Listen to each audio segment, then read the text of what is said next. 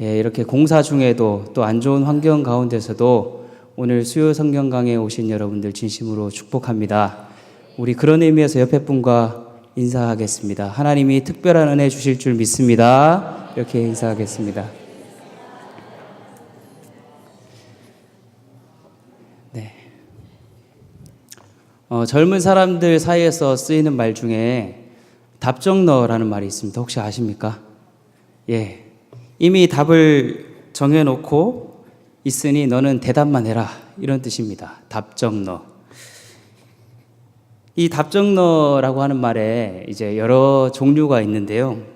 첫 번째 의미는 이제 자신의 의견을 관철시키기 위해서 끈질기게 상대방의 과실을 인정하게 만들기 위해서 하는 그런 굴복 요구형이 있다고 합니다. 예를 들어서 이제 회사에서 직장 상사가 이제 자유롭게 부하 직원들한테 의견을 개진해 보라 이렇게 얘기하지만 사실은 그 직장 상사에게는 답이 정해져 있는 것이죠. 그 부하 직원들은 직장 상사의 눈치만 보다가 이제 직장 상사의 그 원하는 입맛에 맞는 답을 하게 되는 그런 경우를 말합니다. 또 자기 비하형도 있습니다. 겉으로는 아닌 척하지만 속으로는 듣고 싶은 대답이 따로 있는 경우이죠. 예를 들어서 여자친구가 나 살찐 것 같아 이렇게 이야기하면 그 속에는 살 안 쪘어 라고 하는 이 답을 듣고 싶어하는 욕구가 있다는 것이죠. 그 외에도 이미지 관리형, 둔감형 등등이 있습니다.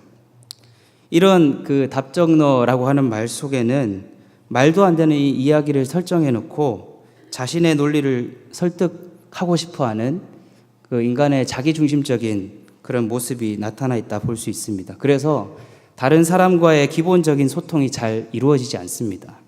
자신의 생각이나 의견을 미리 확정해 놓고 상대방을 굴복시키겠다고 하는 그런 권위적인 태도 때문에 상호 간의 소통을 하기 어렵다는 것이죠. 오늘 우리가 이 접하는 성경의 말씀도 바로 이 답정너의 상황 속에 있다 볼 수 있습니다. 사두개인들은 본인들이 생각하는 이 부활 교리를 고수하기 위해서 새로운 부활 교리를 전하고 있는 예수님을 굴복시키려 하고 있습니다. 오늘 이 시간에는 예수님과 사두개인 사이에 벌어진 이 부활 교리에 대한 논쟁을 통해서 세상이 이미 답을 정해둔 그 부활 교리에 대한 생각을 예수님의 말씀에 비추어 한번 생각해 보도록 하겠습니다. 그래서 혹여나 우리가 가지고 있었던 부활에 대한 잘못된 생각들, 잘못된 관점이 있었다면 교정하고 또 새로운 부활 소망을 품으시는 모든 성도님들 되시기를 소망합니다. 자, 오늘 논쟁을 살펴보기에 앞서서 오늘 논쟁의 핵심 인물인 이 사두개인에 대해서 한번 살펴보겠습니다. 이 사두개인은요, 오늘날의 진영 논리에 입각해서 보면 보수파에 가깝습니다. 쉽게 말해서 전통적인 교리를 중시하고 변화를 그다지 좋아하지 않는 사람들이라는 거죠. 그리고 구약 성경 중에서도 모세의 오경만을 하나님의 말씀으로 보는 사람들이었습니다. 그러다 보니 이 사두개파 사람들은 부활을 믿을 수가 없었습니다. 왜냐하면 모세 오경 안에 부활에 관한 교리가 없다라고 생각했기 때문이죠. 하지만 우리가 잠시 후에 살펴보겠지만 이것은 잘못된 생각입니다. 모세 오경 안에도 충분히 부활에 대한 교리나 믿음이 들어가 있습니다. 사두개인들이 근본적으로 이 부활을 믿지 않았던 이유는 이 부활이라고 하는 것이 아주 혁명적인 교리였기 때문이다라고 하는 것이죠. 사두개인들은 권력을 가진 보수층이었기 때문에 부활 교리가 자신들의 그 기득권을 빼앗아갈까 봐 염려가 되었던 것입니다. 부활이 실제로 일어난다면 현실 세계에서 권세를 누리고 있는 그 사람들은 그 권력을 빼앗기게 되고 낭패를 볼 가능성이 높았기 때문이죠.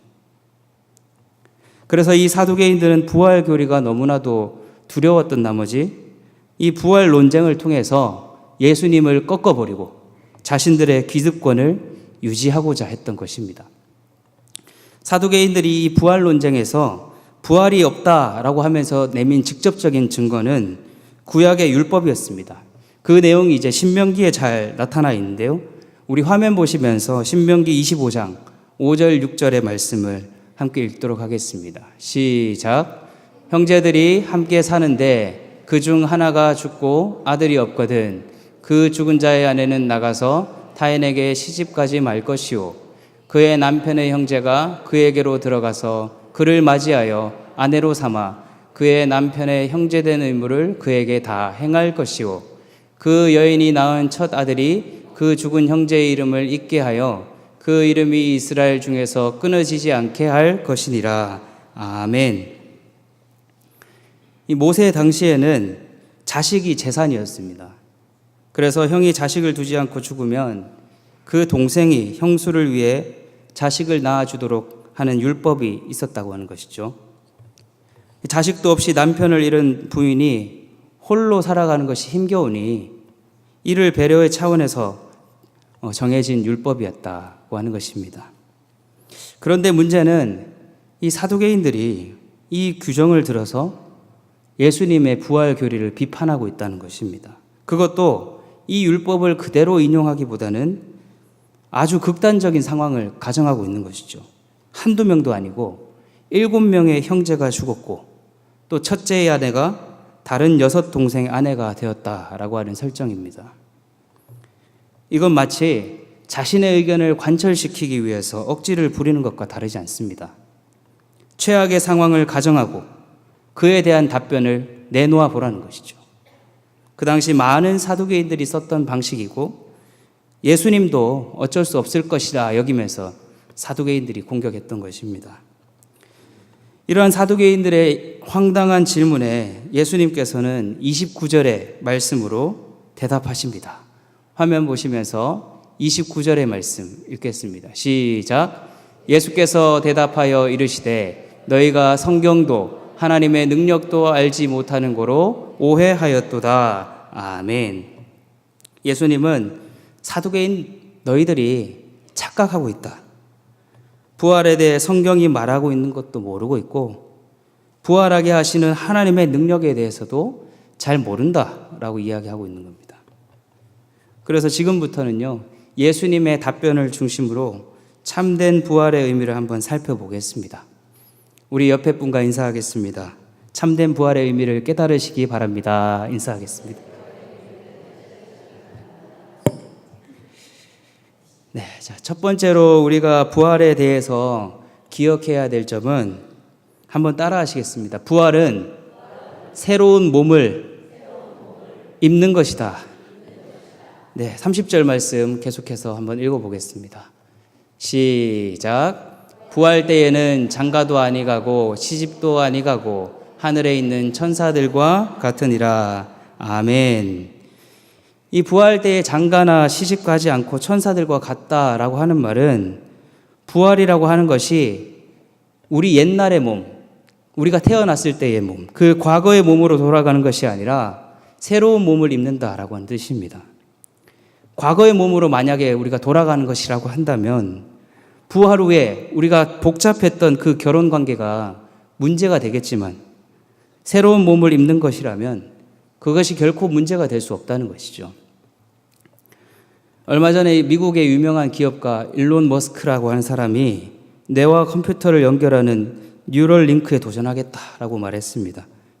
언젠가는 최근에 알파고 아시죠? 그 인공지능이라고 하는 그 인공지능이 인간보다 똑똑해지고 컨트롤할 수 없게 될 때가 오게 되면 인간은 그 인공지능 하에서 애완동물과 같은 신세가 될 수밖에 없다라고 이렇게 염려하면서 사람의 뇌와 컴퓨터를 연결해서 인공지능 시대를 대비해야 된다. 이렇게 인터뷰하는 것을 제가 보았습니다. 그렇게 되면 생각만으로 컴퓨터를 조작하고 또 생각을 업로드하고 또 다운로드하는 그런 시대가 온다는 것이죠. 또 최근에 개봉한 영화 공각기동대라고 하는 영화 역시 비슷한 메시지를 주고 있습니다. 이 영화는 사람의 그 살아있는 뇌와 또 의체라고 불리는 로봇의 신체를 결합한 사이보그의 이야기입니다. 실제로 이 영화의 주인공은 불의의 사고를 당해서 뇌를 제외한 다른 모든 신체의 기능을 잃어버렸지만 이제 뇌와 그 의체를 결합해서 새로운 존재로 탄생하게 됩니다. 그러면서 이 영화는 우리에게 질문을 던집니다. 인간의 영혼은 무엇인가? 그리고 그 육체를 다스리는 그 영혼은 어떻게 탄생하는가? 우리는 그 질문에 대한 답을 알고 있습니다.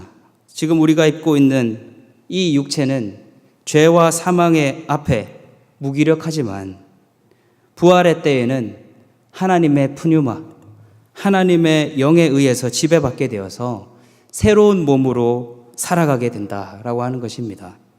예수님께서도 부활이란 과거의 몸으로 돌아가는 것이 아니라 새로운 몸을 입게 되는 것인데 그것이 마치 하늘에 있는 천사들과 같다라고 말씀하고 있습니다.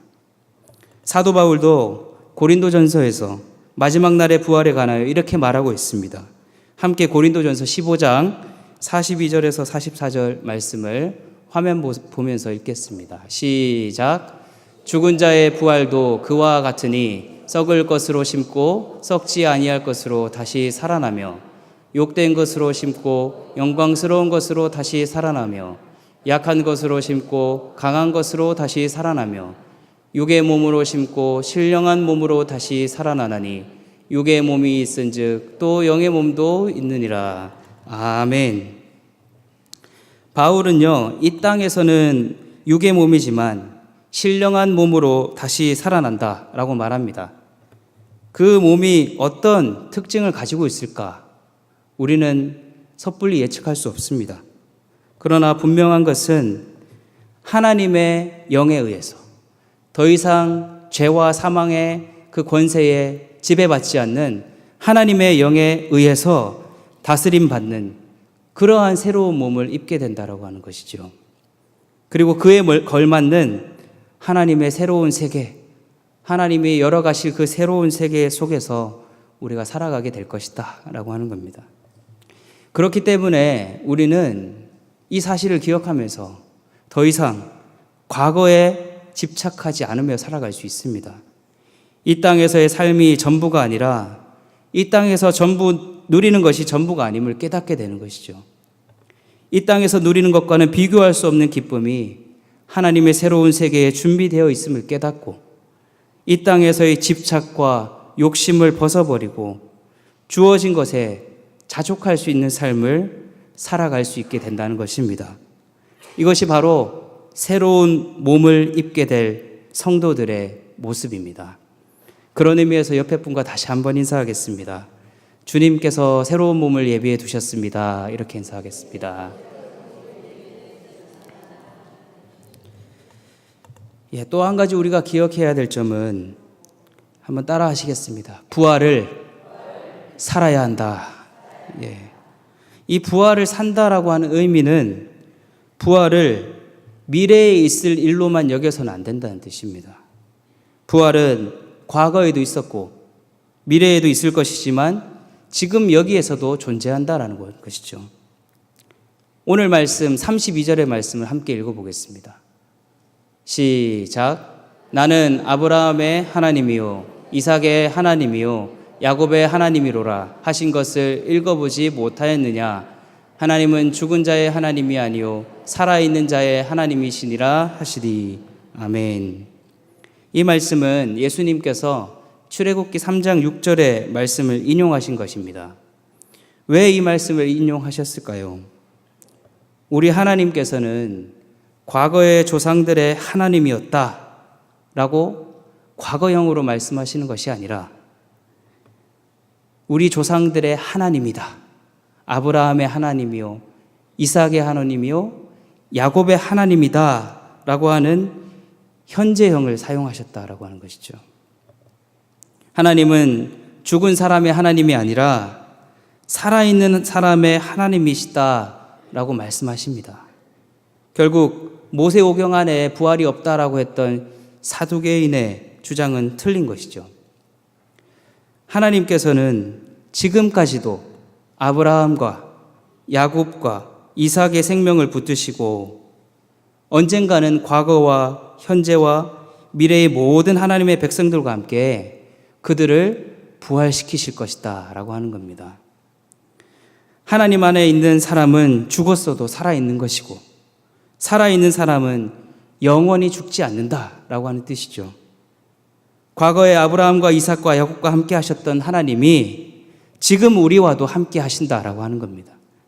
이 사실을 믿게 될 때 우리는 이 땅의 문제에 관심을 가지고 이 땅의 부활의 영이 임하기를 기도하며 살아갈 수 있다라고 하는 겁니다.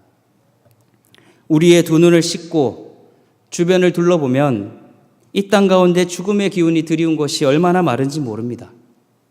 이 땅의 정치와 경제, 사회, 문화 모든 영역에서 죽음의 기운이 엄습해 있습니다.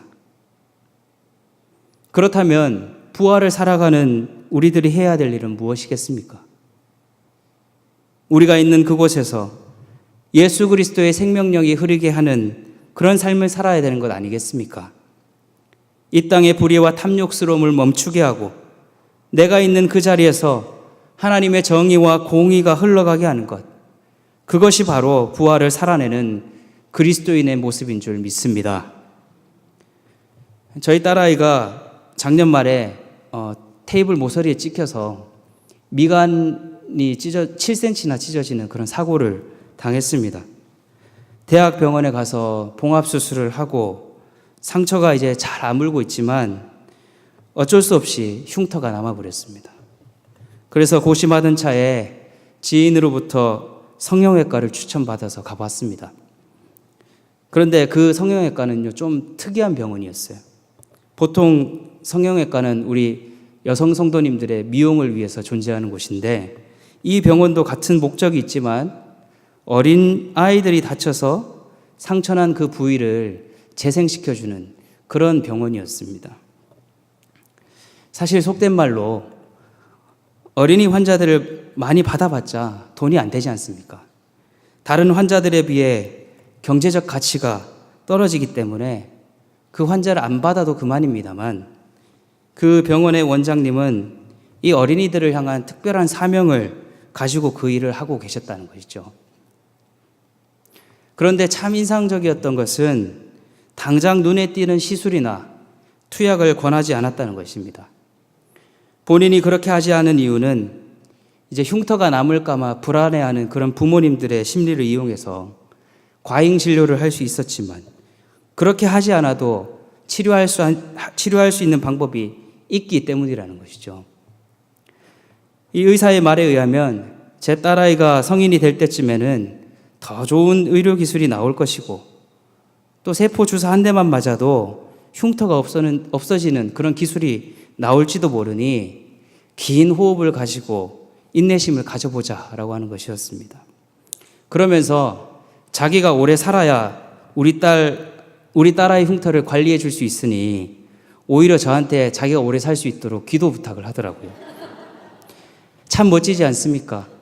그 원장님이 기독교인인지는 모르겠지만 저는 이 원장님 모습 속에서 이것이야말로 부활의 삶을 사는 것이구나 라는 것을 깨달았습니다. 자신의 전문 분야에서 자신을 속이지 않고 이 땅의 평화와 안녕을 위해서 무엇보다 돈의 논리에서 벗어나 작은 생명도 귀하게 여길 줄 아는 그 태도야말로 우리 그리스도인들이 살아가야 할 부활의 모습이라 생각했습니다.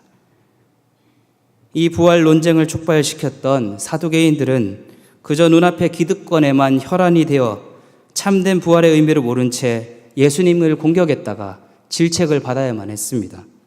하지만 오늘 우리는 자신이 있는 그 자리에서 참된 부활의 의미를 깨닫고 부활의 삶을 살아낼 때 우리 주님의 칭찬을 받게 될 줄 믿습니다. 사랑하는 여러분, 말씀을 맺으며 여러분에게 한 가지 도전을 드리고 싶습니다. 오늘 말씀을 통해서 내가 지금 이 땅의 삶 속에서 집착하고 있는 것은 무엇인가? 나는 과연 하나님의 새로운 세계를 기대하며 살아가고 있는가? 스스로 물어보시기를 부탁드립니다. 또한 지금 이 땅에서 부활의 삶을 살아내시기를 부탁드립니다. 내가 살아가는 생존 수단이 나 자신의 유익만을 위한 삶이 아니라 이 땅에 예수 그리스도의 생명력이 흘러가는 일에 그리고 주님의 몸된 교회를 위해 쓰임받게 되시기를 축복합니다. 그래서 남들이 다 한다고 쉽게 휩쓸리는 삶이 아니라 하나님 나라의 가치관에 맞는 그러한 삶의 방식으로 하나님의 공의와 정의가 흐르게 하시는 삶을 살아가는 저와 여러분이 되기를 간절히 소망합니다.